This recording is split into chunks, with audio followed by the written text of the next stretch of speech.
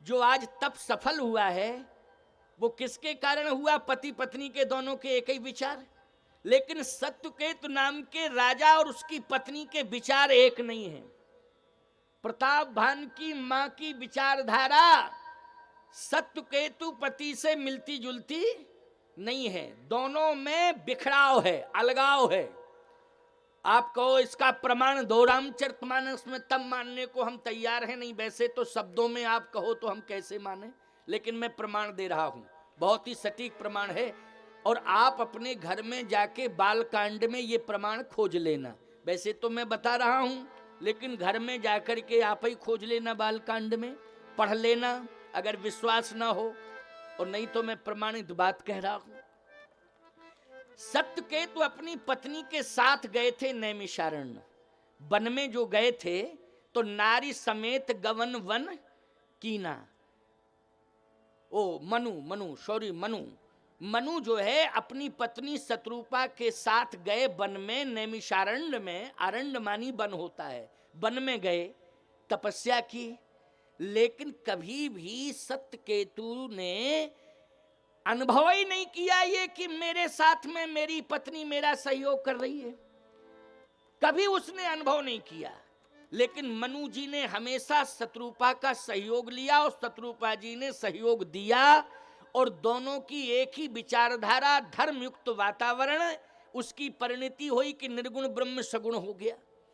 लेकिन सत्यकेतु ने जब योजना बनाई कि मैं भी जाऊंगा वन में तपस्या करने के लिए, तो सोचा कि राजपाट मनु की तरह मैं भी छोड़ दूं। जब मनु की तरह राजपाट का त्याग करके जाऊंगा तो मनु की तरह मेरी भी प्रशंसा समाज में होगी।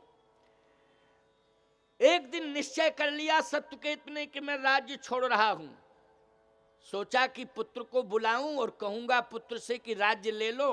तो जैसे मनु के पुत्र उत्तानपाद ने कहा था कि मैं राज्य लेना नहीं चाहता हूं, तो सत्यकेतु बोला मेरा बेटा प्रताप भान भी कहेगा कि मुझे राज्य लेना नहीं है। पिताजी आप मुझे क्यों राज्य दे रहे हैं? मैं राज्य का लालची नहीं हूं, मैं राजा नहीं बनना चाहता हूं। क्योंकि प्रताप भान ने यही कहा था ना, तब तो बरवस राज सुत इंद्र दीना, जबरदस्ती राज्य दे के महाराज मनु गए।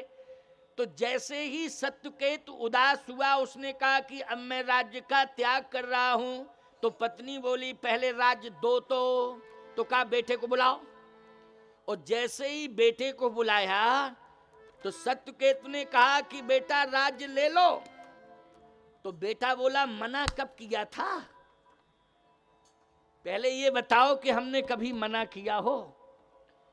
इससे सिद्ध हो गया कि बेटा राज्य लेना चाहता था। और प्रताप भान के जीवन में यही कामना है कि मैं मरूं ना, मैं रोगी ना रहूं और सदा अक्षुण राज्य करता रहूं। बोलो प्रताप भान राज्य का लालची है, लोभी है, सत्ता लेना चाहता है। यद्यपि उसने अपने कार्यकाल में यज्ञ बहुत किए, ऐसी बात नहीं कि उसने यज्ञ न किए हों, यज्ञ भी बहुत किए, संतों को भी मानता था, ब्राह्मणों को भी मानता था, और इतना विजयी हुआ कि वो एक दिन विश्व विजयी हो गया। बोलो हो गया प्रताप भान की नहीं? लेकिन बाद में वो पराजित हुआ और ऐसा नष्ट हुआ कि परिवार के समेत नष्ट हो गया और दैत्य संस्कृति में चला गया। लेकिन मुख्य बिंदु पर हमें चर्चा करनी है, ये तो कथा है कि वो बाद में जो है पराजित हुआ, फिर कुल समेत विनष्ट हो गया, फिर जाके दैत्य संस्कृति में जन्म ले लिया, वो रावण बन करके, ये कथा है। लेकिन आज वर्तमान काल में इस प्रसंग से समाज को क्या प्रेरणा मिल रही है? हमें इस कथा से ये सार निकालना है। प्रेरणा ये मिल रही है कि सत्यकेतु जब बेटे को बुला के राज्य देने लगा तो बेटे ने मना नहीं किया, आराम से राज्य ले लिया। एक बात तो ये। दूसरी बात यह है विचारणीय कि जब मनु जी चले तो शत्रुपा जी अपने आप चल दी कि नहीं चल दी? साथ में राज्य छोड़ करके चल दी, संतान छोड़ के चल दी, साथ में चल दी। लेकिन जब सत्यकेतु जाने लगा तो पत्नी से कहता है कि पुत्र को मैंने राजा बना दिया है, अब मैं जा रहा हूं। तो पत्नी बोली आराम से जाओ, हमें कोई परेशानी नहीं है। अब बोलो विचारधारा में अंतर है कि नहीं? अंतर है। प्रमाण क्या है? रामायण का प्रमाण दे रहा हूं। के जेठे सुतही, जेठे सुतही राज नृप दीन्हा,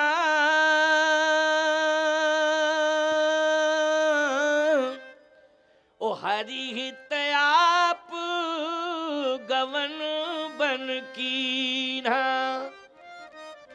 आप मानी होता है अकेला। आप मानी क्या हुआ? अकेला। यहां अकेला गया सत्यकेतु और मनुजी नारी समेत। सत्यकेतु हरिहित आप मानी अकेला, पत्नी साथ में नहीं गई। इसका मतलब है कि पत्नी के जीवन में त्याग नहीं है। पत्नी तो सत्ता साधन का उपयोग करना चाहती है, उपभोग करना चाहती है, राजमाता बनकर के आज राज्य के वैभव में रहना चाहती है। इसलिए पति का साथ नहीं दिया सत्यकेत की पत्नी ने, पुत्र और सत्ता का साथ दिया है सत्यकेत की पत्नी ने, और आज राजमाता बनकर के प्रतापभान के साथ रहने लगी। देखो एक प्रमाण मिल गया कि नहीं मिला? अब आप और देखिए, जब रोते रोते सत्यकेतु वन में गया अकेला, तो मैं आपको एक बात बता रहा हूं, यदि पति जो है वन में रो रहा हो तो देखने वालों को लगेगा कि वो तपस्या कर रहा है, लेकिन वो तपस्या नहीं कर रहा है बल्कि श्राप दे रहा है। क्यों? वो तपस्या कर रहा है कि श्राप दे रहा है? हमारी समझ में तो श्राप ही दे रहा है। बोलो दे रहा है श्राप कि नहीं? वहां रो रहा है पति प्रताप, वहां सत्यकेतु पति रो रहा है वन में, आंखों से झरझर आंसू निकल रहे हैं, लेकिन यहां सत्यकेत की पत्नी पुत्र के साथ राजमाता बन करके राज सत्ता का लाभ ले रही है। सावधान, घर में पत्नी डल्लप के गद्दे पे बैठी बैठी रसगुल्ला रसमलाई खा रही हो और पति रो रहा हो बैठा बैठा, ईमानदारी से बताओ उस घर में संतान देवता के रूप में पैदा होगी कि राक्षस के रूप में पैदा होगी? पहले मुझे ये बताओ। राक्षस के रूप में। संतान में जो संस्कार आएंगे उनमें आसुरीय गुण आएंगे, उनमें देवीय गुण नहीं आ सकते हैं। इसलिए आज सत्यकेतु रो रहा है वन में और श्राप भी उसका लग रहा है। यहां प्रतापभान भटक रहा है। बोलो भटक रहा है कि नहीं भटक रहा है? अंत में इतना भटका कि मरने के बाद वह राक्षस रावण हो गया। राक्षस रावण हो गया प्रतापभान अगले जन्म में, दूसरे जन्म में।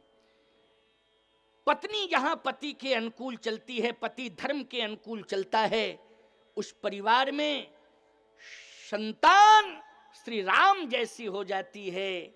और जिस परिवार में पत्नी पति के प्रतिकूल चलती है और पति भी धर्म के पथ पर तो चलता है लेकिन परिवार को कोसता है, कष्ट होता है उसे कि मेरा परिवार संस्कारी परिवार नहीं है, मेरा परिवार मेरा साथ नहीं दे रहा है, अर्थात वो भी चिंतन को छोड़ करके चिंता करते करते करते करते जब वो मर जाता है तो निश्चित रूप से उसकी चिंता ही परिवार के लिए श्राप बन जाती है और वो श्राप ही उस परिवार को नष्ट कर देती है। हे पार्वती, एक कथा तो यह है कि प्रतापभान रावण बना, एक कथा, दूसरी कथा यह है कि जलंधर रावण बना। कहे महाराज लेकिन राम जी